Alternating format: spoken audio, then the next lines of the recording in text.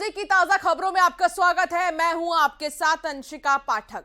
बैतूल में ट्रेन हादसा देखने को मिला, जहां मालगाड़ी का डिब्बा प्लेटफॉर्म पर चढ़ गया। गुड्स शेड के पास रिवर्स आ रही थी सीमेंट से भरी मालगाड़ी। रेलवे की ओवरहेड केबल सहित प्लेटफॉर्म पर ग्रिल भी टूट चुकी है। हालांकि कोई जनहानि नहीं हुई। गनीमत तो यही है कि कोई जनहानि नहीं हुई। एक बड़ा हादसा होते होते टला है। डाउन ट्रैक की तरफ से रेल यातायात प्रभावित हो गया है। प्लेटफॉर्म नंबर 2 से निकाली गई हैं बाकी की ट्रेनें। 1 नंबर प्लेटफॉर्म की तरफ विद्युत सप्लाई बंद करके सुधार कार्य लगातार जारी है। बैतूल रेलवे स्टेशन की ये पूरी घटना है, आपको तस्वीर दिखा रहे हैं हम। हालांकि रात के समय ये हादसा हुआ है, लेकिन अभी सुबह तक में तमाम अधिकारी यहां पर पहुंच चुके हैं और फिर जांच कर रहे हैं कि क्या खामियां रही, क्या वजह थी जो ये मालगाड़ी डीरेल हो गई। कई डिब्बे प्लेटफॉर्म पर आ गए, लेकिन गनीमत ये रही कि कोई जनहानि नहीं हुई, कोई बड़ा हादसा नहीं हुआ। बैतूल का ये पूरा मामला, और देखिए किस तरीके से ये पूरी मालगाड़ी जो है, कुछ डिब्बे इसके वो प्लेटफॉर्म पर आ गए हैं। प्लेटफॉर्म पर चढ़ा मालगाड़ी का डिब्बा और फिलहाल लगातार जांच जारी है।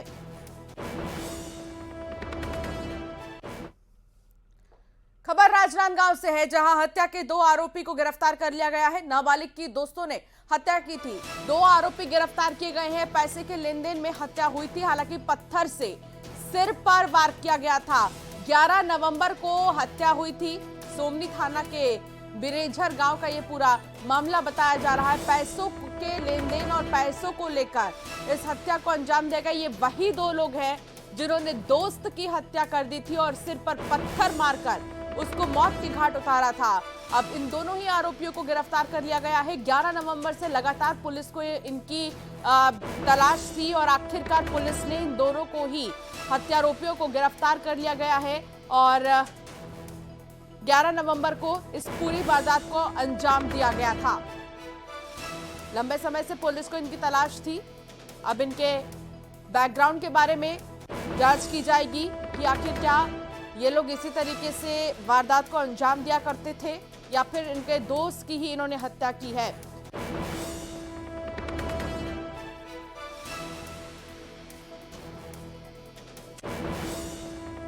और अब खबर बलरामपुर से है, जहां अवैध धान भंडारण पर एक्शन किया गया है। 60 बोरी अवैध धान जब्त की गई है। 1 नवंबर से शुरू है धान खरीदी। यूपी लाकर छत्तीसगढ़ में खपाने की तैयारी थी। यूपी से लाया जा रहा था और छत्तीसगढ़ में इसे खपाने की तैयारी थी। हालांकि 1 नवंबर से ही धान खरीदी शुरू हुई। 60 बोरी अवैध धान जब्त किया गया है और अवैध धान भंडारण पर ये एक्शन, बड़ा एक्शन, बड़ी कार्रवाई बलरामपुर में की गई है।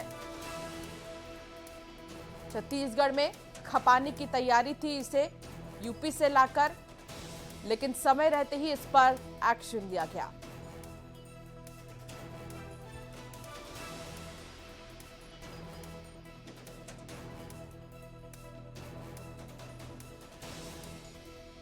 तो यूपी से लाकर छत्तीसगढ़ में खपाने की तैयारी थी।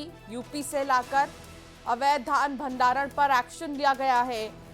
60 बोरी अवैध धान जब्त किए गए हैं। एक तो चुनावी माहौल है और इसी के लिहाज से पुलिस की पैनी नजर है, तमाम विभागों की पैनी नजर है हर तरफ। इससे पहले साड़ी, कपड़े, कंबल मिले थे जिस पर पुलिस ने एक्शन लिया था और अब ये 60 बोरी अवैध धान किस मंशा से यहां पर लाया गया, इसको जानने की कोशिश होगी 1 नवंबर से ही, क्योंकि धान खरीदी शुरू हो गई है। और इस बीच यूपी से लाकर छत्तीसगढ़ में खपाने की पूरी तैयारी इन लोगों की थी, लेकिन समय रहते ही पुलिस ने एक्शन लिया और फिर इन तमाम बोरियों को जब्त कर लिया गया है। 60 बोरी अवैध धान को जब्त किया गया है और यहाँ पर जानकारी ये मिल रही है कि ये लोग यूपी से लाए थे और इनकी कोशिश ये थी कि ये छत्तीसगढ़ में खपा दें, लेकिन चुनावी माहौल के बीच नजर पैनी है। सुरक्षा के चाक चौबंद इंतजाम है हर तरफ, चप्पे चप्पे पर, और फिर ये एक्शन लिया गया है। खबर सूरजपुर से आ रही है, जहां चोरों ने SECL कर्मचारियों की पिटाई की है और दर्जन भर चोरों ने कर्मचारियों की पिटाई कर दी। कोयला खदान से स्क्रैप चोरी करने की कोशिश थी इनकी। घायलों का विश्रामपुर अस्पताल में इलाज चल रहा है। चोरों की तलाश में पुलिस जुटी हुई है। चोरों ने फैक्ट्री में काम करने वाले लोगों की जमकर पिटाई की है। फिलहाल पुलिस पूरे मामले की जांच में जुट गई है। हालांकि जो लोग घायल हैं उन्हें अस्पताल में भर्ती किया गया है। कोयला खदान से स्क्रैप चोरी करने की कोशिश थी इन चोरों की, लेकिन जब उन्हें पकड़ लिया गया तो उल्टा चोर ही यहां के कर्मचारियों को पीटते हुए नजर आए। फिलहाल जितने भी घायल हैं उन्हें अस्पताल में भर्ती किया गया है और चोरों की तलाश में पुलिस जुट गई है। भोपाल के गोविंदपुरा इलाके में फैक्ट्री में भीषण आग लग गई। सूचना मिलने के बाद दमकल की कई गाड़ियां मौके पर पहुंची और आग को काबू में पाया गया। इंडस्ट्रियल एरिया में यह फैक्ट्री है। आग लगने की वजहों का खुलासा अब तक नहीं हो पाया है। लगातार इसको लेकर जांच जारी है। इंडस्ट्रियल एरिया की फैक्ट्री में यह भीषण आग लगी है। कैसे लगी आग, इस बारे में भी कोई जानकारी नहीं मिल पाई है, लेकिन फायर ब्रिगेड की गाड़ियां मौके पर पहुंची और आग को बुझाने का काम किया गया। देखिए ये इंडस्ट्रियल एरिया, यहां पर बड़ा हादसा हो सकता था, आग फैल सकती थी, लेकिन समय रहते क्योंकि दमकल विभाग की गाड़ियां मौके पर पहुंच गई, आग को काबू में पा लिया गया है। इंडस्ट्रियल एरिया में भीषण आग। इस आग में कोई जनहानि अभी तक नहीं हुई है। जानकारी यही है, आग लगने की वजहों का अभी तक खुलासा भी नहीं हुआ है, लेकिन जो सामान इसमें रखा था वो जलकर राख हो चुका है। नुकसान बहुत ज्यादा हुआ है। फायर ब्रिगेड की गाड़ियों ने आग पर काबू पाया किसी तरह।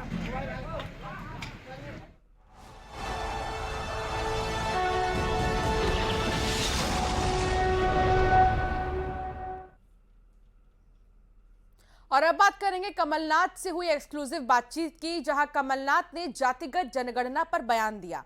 उन्होंने कहा, मैंने 27% आरक्षण दिया। जातिगत जनगणना की बात कांग्रेस बहुत पहले से कर रही है। शिवराज बताएं उन्होंने ओबीसी के लिए क्या किया।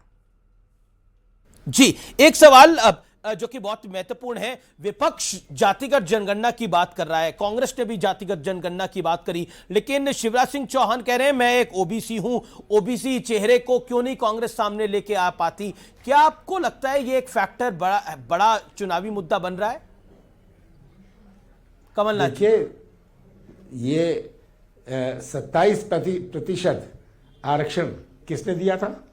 मैंने दिया था, कानून बनाया था, विधानसभा में कानून लाया था।